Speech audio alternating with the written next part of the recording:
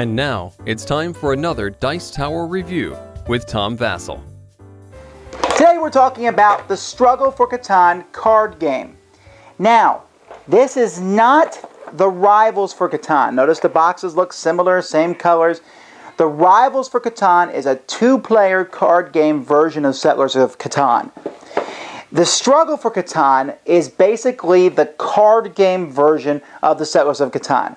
Well, there's some differences, and you'll see them in a moment. But it's a brand new game, just came out. Let's look at it and see, is it worth it, or should you stick with the board game?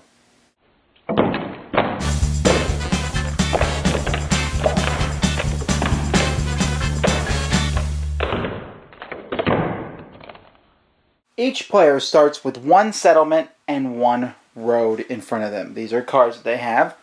If you notice, the road has an A side. That's because if you get another road, you put it on the B side. See, the second road is worth a victory point. Then the next road, you put on the A side, etc.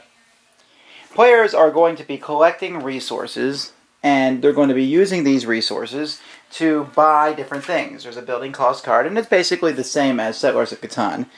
A road costs a brick and a wood, a night cost, you can just buy nights straight up here, settlements, cities, and city expansions. So, on a player's turn, the first thing they do is they trade cards from their hand. They are able to trade one card for every A road that they have.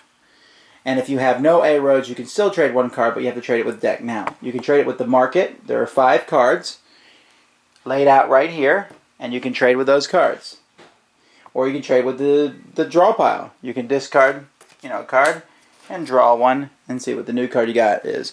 Or you can even trade with another player. Draw a card randomly from their hand, look at it, and give them a card back. You can even give them back the same card you just got. Then you can build things. You can build as much as you can afford, as long as you don't build more than one of the same thing. You can use any 3 resources as one to build something. And you saw the different things that you build.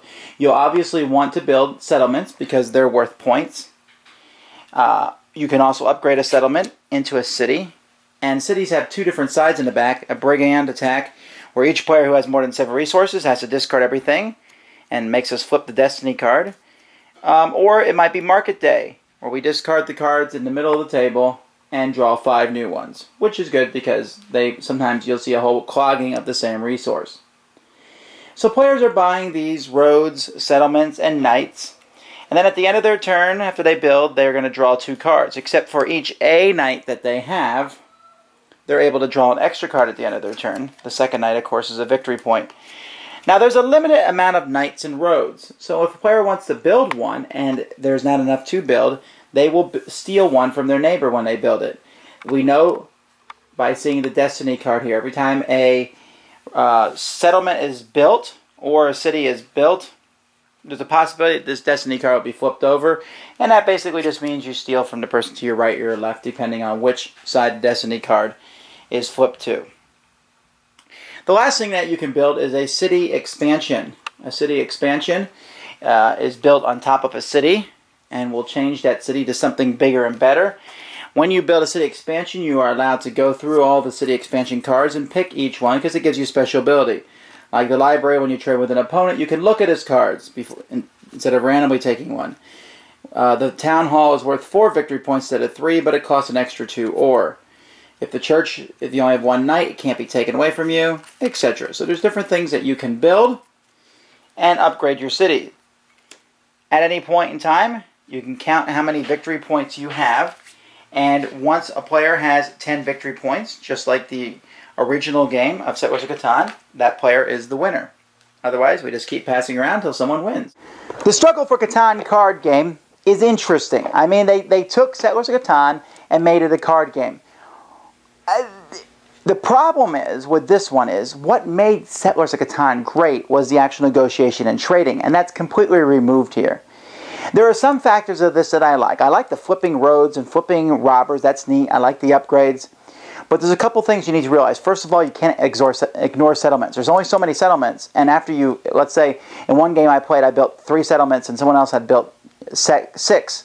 And I looked at them and said, Okay, that's great. I'm still winning because I've upgraded mine to cities, and I had upgraded mine to city expansions and then realized I couldn't upgrade much else beyond that, so now I needed to do other things. So you can't ignore settlements. You need them to upgrade them. There's a back and forth going on all the time, and the trading from someone else's hand, that's kind of annoying because it's so random.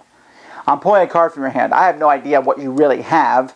I mean, I might have watched what cards you took, but for the most part, I don't know. So it's not even trading. It's just stealing and then giving a card back. I don't know. It's not bad. It's very light. Everyone who played it said, nah, not so bad. But no one loved it. No one really hated it either. I guess if you want to play Settlers of Catan and want to throw something into the mix, then this card game version might be a good bet for you. But for me, I'll stick with the board game. Thanks for joining us today. For more written, audio, and video reviews, as well as the #1 board game podcast, check out the website at www.thedicetower.com. Until then, this is Eric Summerer, and you've been watching The Dice Tower.